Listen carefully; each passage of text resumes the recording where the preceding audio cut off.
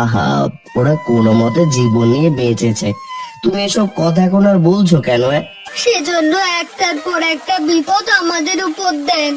না না, আমাদের এখানে কোনো আশ্রয় হবে না, আপনারা অন্য কোথাও দেখেন।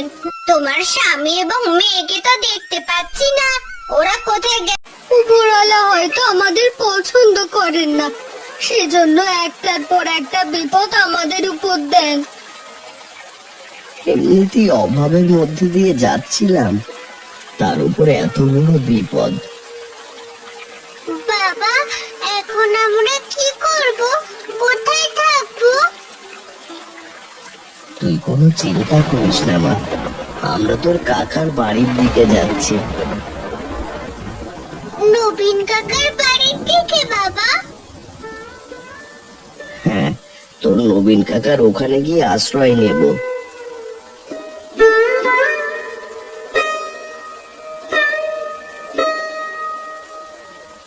নবীন, বড় বিপদে পড়ে তোদের এখানে এসেছি। বন্যায় আমাদের ঘর ভাসিয়ে নিয়ে গেছে।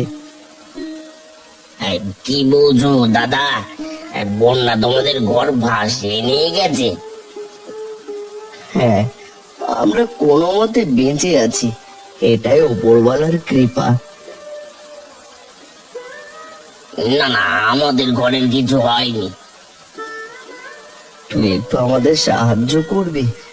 তোর এখানে আশ্রয় দিবি আমাদের?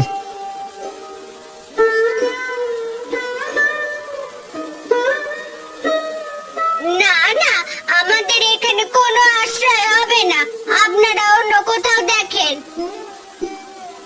এটা তুমি কি কথা বলছো সরলা? দাদার এখানে থাকলে কি হবে?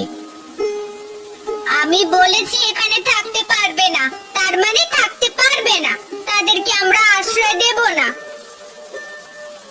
দাদারা তাহলে এখন কোথায় থাকবে? থাক নবীন, আমরা কোনো না কোনো একটা ব্যবস্থা করে নেব।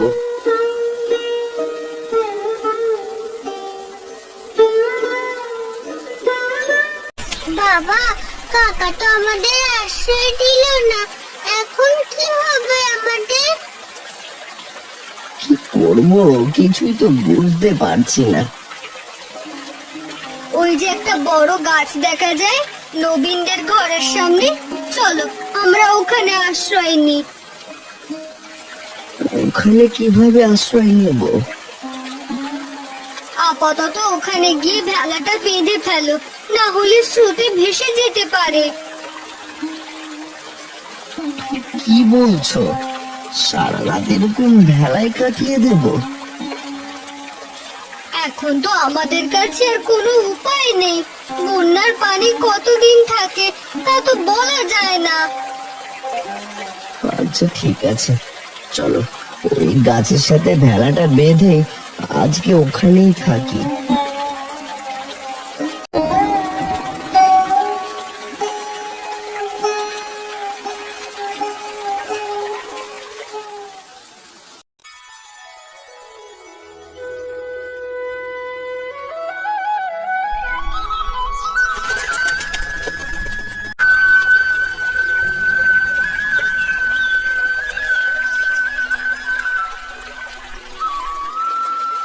কি গো বড় বৌদি, কোথায় ছিলে তোমরা সারা রাত? কোথায় আর থাকবো, ভেলার মধ্যেই কাটিয়ে দিয়েছি। তোমার স্বামী এবং মেয়েকে তো দেখতে পাচ্ছি না, ওরা কোথায় গেল? ওরা অন্য একটা ভেলা নিয়ে ভেসে যাওয়া ঘর দেখতে গেছে। গরিব হলে এই একটা ঝামেলা, ভালোভাবে জীবন কাটানো যায় না। এমনিতে ঘরে আশ্রয় দাওনি, তার উপর এখন আবার অপমান করছো। তোমরা বাইরে ভালো আছো, এই ঘরে তোমরা থাকতে পারবে না। খাবার কিছু দেবে? মেয়েটাকে কিছু খেতে দিতাম। না না, কোনো খাবার হবে না, এখান থেকে যাও তো, আমার অন্য কাজ আছে।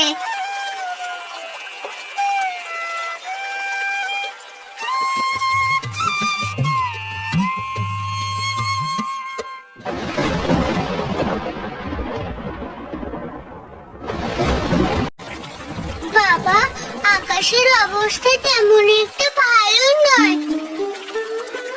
সেটা তো আমিও দেখতে পাচ্ছি, মনে হচ্ছে ঝড় হবে। বাবা, আমাদের তো কোনো ঘর নেই, এবার আমাদের কি হবে? আমার কাছে একটা বুদ্ধি আছে। কি বুদ্ধি বলো তো? এই যে বড় গাছটা, চলো চলো আমরা এই গাছের উপরে উঠে আশ্রয় নিই। এটা তুমি কি বলছো? এখন কিনা গাছে আশ্রয় নেব? এটাই বুদ্ধিমানের কাজ হবে, আগে আমরা সতর্ক হয়ে থাকি।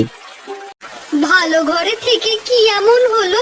তোমাদের ঘর তো সেই ভেঙে গেল, আমরা ভালোই ভালো আছি। ঘর চাইলে আমরা মেরামত করে নিতে পারবো, তোমাদের তো থাকারও জায়গা নেই। গতকাল রাতে তোমরা তো কষ্ট করলে, আমাদের তো কষ্ট করতে হয়নি। কেন, তোমরা কি করেছিলে?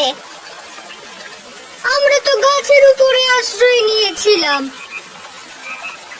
যাক, আমাদের এখনো গাছে আশ্রয় নিতে হয় না, ঘরেই আশ্রয় নিতে পারি। আমাদের কাছে ভেলা আছে, চাইলে গ্রামে ঘুরে বেড়াতে পারি। তোমরা তো ঘরবন্দি। তুমি কিন্তু একটু বেশি কথা বলছো। গায়ে দৌন হচ্ছে নাকি? পোড়া পোড়া গন্ধ পাচ্ছি।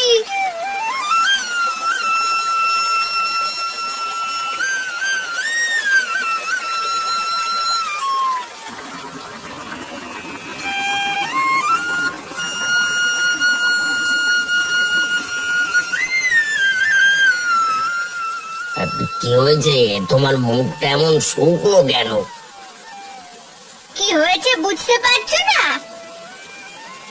তুমি যদি আমাকে না বলো তাহলে আমি কিভাবে বুঝবো? ঘরের কি অবস্থা হয়েছে তোমার চোখে পড়ছে না? তা তো অবশ্যই ঠিক করব, একটু সময় তো লাগবে। শোনো, আর একটা ভেড়া বানাবে। আচ্ছা ঠিক আছে, বুঝতে পেরেছি, করে দেব। মনে থাকে যেন। থাকবে থাকবে, তুমি এত চিন্তা করো না।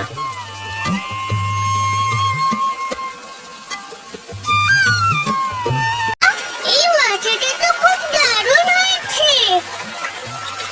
তোর পছন্দ হয়েছে মা? হ্যাঁ বাবা, আমার ভীষণ পছন্দ হয়েছে। তুমি এসব উদ্ভট বুদ্ধি কোথায় পাও সেটাই আমি ভাবছি। তোমার তো আরো আনন্দিত হওয়ার কথা, কারণ আমার মাথায় এত বুদ্ধি আছে। কতদিন যে এভাবে থাকা লাগবে কে জানে। মা, তুমি এত বিরক্ত হচ্ছ কেন? আমাদের তো ভালোই লাগছে, তাই না বলো বাবা? হ্যাঁ, আমার তো ভালোই লাগছে। তাহলে এক কাজ করো, পানি নেমে গেলে তোমরা বাবা মেয়ে এখানেই থেকো, আমি বাড়িতে চলে যাব।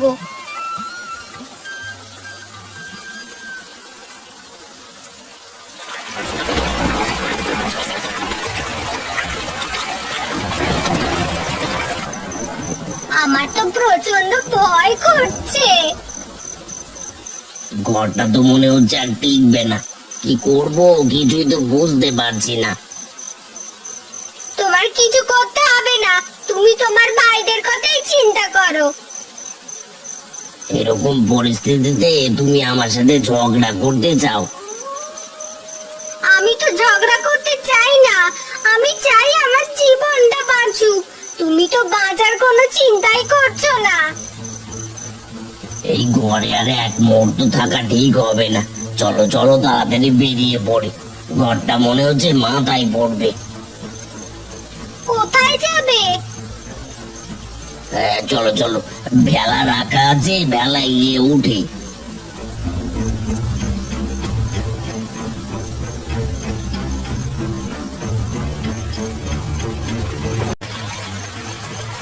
মনে হচ্ছে কেউ বিপদে পড়েছে, বাইরে চেঁচামেচির শব্দ শুনতে পাচ্ছি। নবীন আবার বিপদে পড়লো নাকি? হ্যাঁ হ্যাঁ, তুমি ঠিক ধরেছো। আমি তো সরলার গলাও শুনতে পাচ্ছি। তাহলে নিশ্চয়ই ওরা বিপদে পড়েছে। তুমি এখনো এখানে বসে আছো কেন? যাও যাও, ওদেরকে বিপদ থেকে উদ্ধার করো। আচ্ছা আচ্ছা, ঠিক আছে, আমি যাচ্ছি, দেখি কি করা যায়।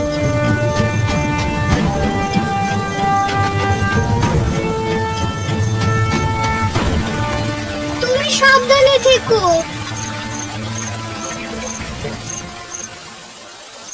ওদের ঘর দেখলাম একদম ভেঙে গেছে। আমরা যে জান নিয়ে বেঁচে আছি, এটাই তো অনেক। কপাল তোদের ভালো যে সময় মতো ঘর থেকে বের হয়ে আসতে পেরেছিস। তুমি না গেলে দুজনে হয়তো মারাই যেতাম। ঘর নিয়ে এত বড়াই, ঘরে আমাদের আশ্রয় দাওনি, কিন্তু উপরওয়ালার পরিকল্পনা দেখো সরলা, আজকে আমার ঘরেই তোমাকে আশ্রয় নিতে হলো। আহা, ওরা কোনো মতে জীবন নিয়ে বেঁচেছে, তুমি এসব কথা এখন আর বলছো কেন? এই গাছটা কিন্তু আমাদের, যে গাছটায় সাবিত্রী বৌদিরা মাজা বানিয়েছে। তাতে কি হয়েছে? আমাদের হলে কি? ওই যে পূজা এখনো এখানে এসে খেলা করে, ওটা তো ওদের জিনিস নয়। গোপাল দাদা, সাবিত্রী বৌদি তোমার জীবন বাঁচিয়েছে, তোমার মন থেকে হিংসে কি এখনো যায়নি? তুমি আমার সাথে এমন ভাবে কথা বলছো কেন? আমি তোমাকে এত ভালো করার চেষ্টা করছি, তুমি তো পরিবর্তনই হচ্ছ না। তারা না বাঁচালে তোমার কি হতো বলো তো? ঠিক আছে, আমি ভুল করতেই পারি, তুমি একটু ভালোভাবে বোঝালেই তো হয়। আমি নিজের ভুল বুঝতে পারি। এখন বুঝতে পেরেছো তো নিজের ভুল? হ্যাঁ, বুঝতে পেরেছি।